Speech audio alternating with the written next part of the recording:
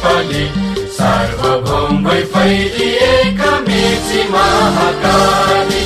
सायौं थुङ्गा फुलका हामी एउटै माला नेपाली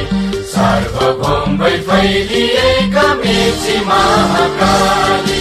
प्रकृतिका कोटि कोटि सम्पदाको आचल